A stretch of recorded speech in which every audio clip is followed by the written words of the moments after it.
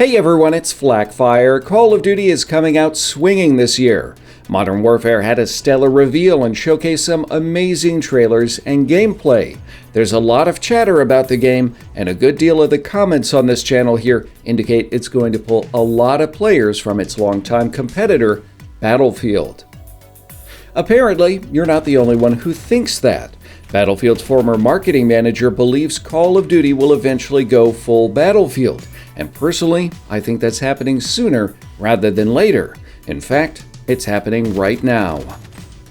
For this video, let's look at 5 ways Call of Duty Modern Warfare is taking the best of Battlefield and using it to create a game that's likely to resonate with players unhappy with the direction of the franchise in Battlefield 5. First up, Battlefield is a game known for its massive player count.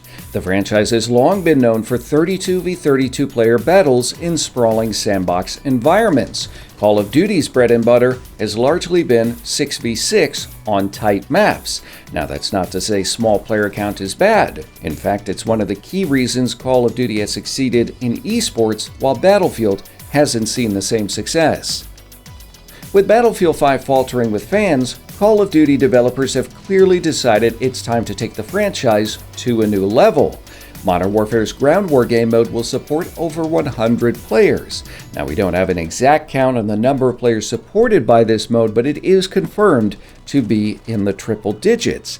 That's a number Battlefield and many other games have never reached, but one many Battlefield players want to see happen. So in this case, Call of Duty is actually going above and beyond Battlefield standards for player count in Modern Warfare. Although there's a lot of variables here, generally, the bigger the battle, the more epic the feel. And if Call of Duty wants to compete with Battlefield, that's one way to do it. 100-player matches are no small feat, however. I would be a bit more concerned if it was the first time Call of Duty was pushing that number. The Blackout Battle Royale mode in Black Ops 4 featured 100 players, so hopefully Infinity Ward is able to benefit from Treyarch's work and we'll see a smooth launch. Second, Modern Warfare features game modes to which Battlefield players can easily acclimate. Battlefield is all about conquest. Massive battles over objectives. Modern Warfare's Ground War game mode basically mimics this. At the time when this video was published, we haven't seen any 100+ player Ground War gameplay, but what we did see during the official premiere has been encouraging. Anyone can create a map and slap some objectives on it, but that's not what Modern Warfare appears to be doing. We all know Call of Duty has a pretty standard approach when it comes to map design. Most of the time, it's a bit of a claustrophobic experience. Tight, 3-lane designs with frenetic, fast-paced gameplay. However, the larger maps for Ground War and Modern Warfare toss this out the window. Developers say the maps have lots of open space, high sightlines from key landmarks, and areas with sparse cover. That's sounding pretty Battlefield if you ask me, but the devs don't stop there.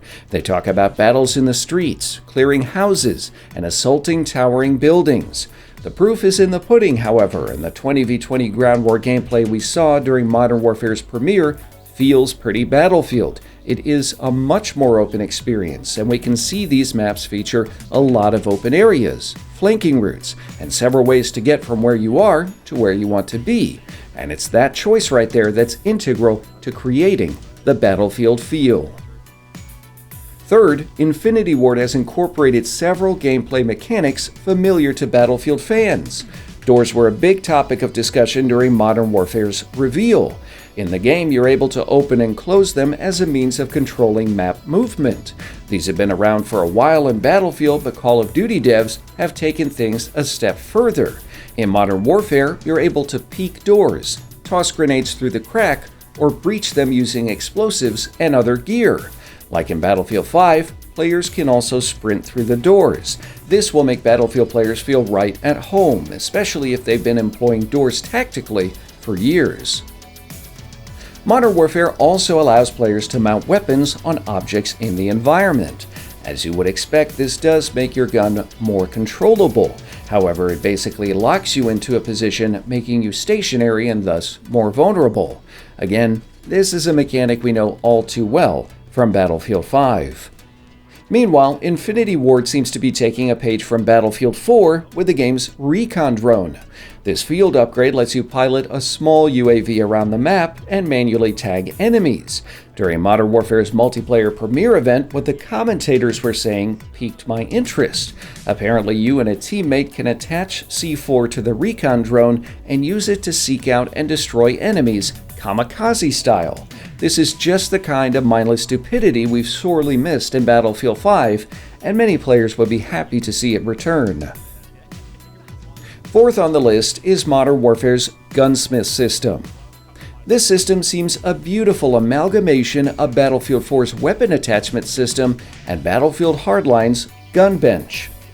One of the biggest criticisms of Battlefield 1 and Battlefield 5 was the lack of a deep and impactful weapon customization system.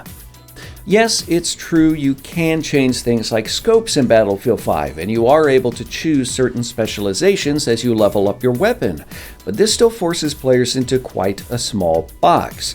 And Modern Warfare's new system looks to give you way more control over how your gun looks and performs. Players are able to customize their weapon's optics, muzzle, stock, grip, and more. In some cases, you can even change the weapon's caliber. All of these options change the way your gun behaves, and choices mean both positive and negative effects. For example, choosing a light stock increases your walking speed while aiming down the sight, but it's a detriment to idle sway control and the steadiness of your gun. Even optics have an impact. A reflex sight obviously provides a better sight picture, but it also slows down your aim down sight speed. Developers say there's around 30 to 60 attachments per gun, so that's a lot of opportunity to let players design their gun around particular in-game scenarios or simply how they want to play the game. The UI for Gunsmith is reminiscent of Hardline's gun bench and makes it easy to customize your weapon. Lastly, Call of Duty is integrating more vehicles in Modern Warfare. While Battlefield 5 did take a page out of Call of Duty's playbook with squad reinforcements, Modern Warfare leans a bit heavier on what typically sets Battlefield apart from the franchise, and that's vehicular warfare.